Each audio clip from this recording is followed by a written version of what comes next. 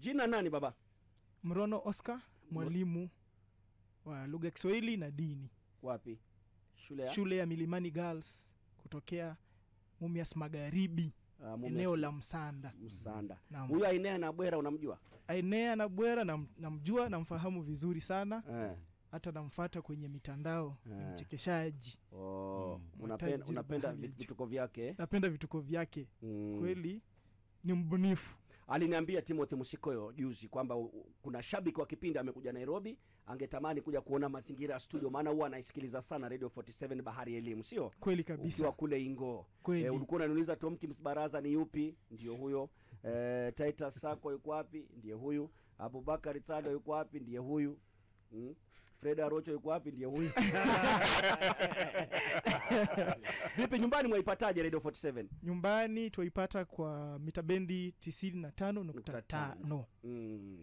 So mko likizo Tuko likizo. Mko Nairobi mpaka lini? Niko Nairobi mwezi huu.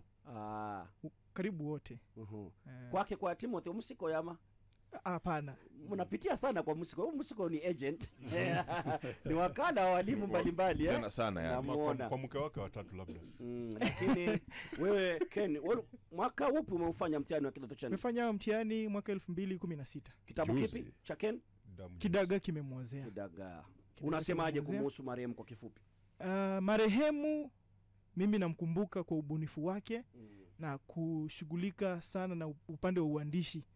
Kwa kweli ametunga vitabu vingi, ameandika vitabu vingi sana, na haswa Kidaga Kimemwozea ni kitabu ambacho mimi mwenyewe kilinichochea kupenda lugha ya Kiswahili na kufanya vyema katika lugha ya Kiswahili katika shule ya upili. Na alikuwa ni mtu ambaye ni mnyenyekevu sana. Sababu nakumbuka ulikutana naye? Nilikutana naye kuna wakati alikuja shule ya upili ambayo nilikuwa nasoma St Peter's Mumias Boys. Wakati wa Nabongolo? Naam. Sina Nubongolo, alikuwa anaitwa Owori Godfrey. Naam. Huyo amekuja after Nabongolo? Nabongo. Yeye alikuwa kitambo akaenda Bungoma High akaenda St Joseph's. Naam. Alafu Nabongolo unajua mwalimu wa biolojia. Akarudi tena. Akastaafu. Alirudi, ilikuwa arudi tena St Peter's. Lakini kibi.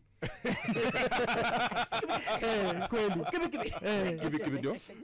Anaelewa mwalimu wa fasihi kabisa. Sawa, nitarudi angalau usalimie watu nyumbani. Sawa. Baada ya kuyatua angalau matangazo mawili matatu. Ainea na watu wa kusalimu. Tutakupa nafasi usijali. Hapa nitapigwa. Ken Clever mjomba, hitimisha bwana.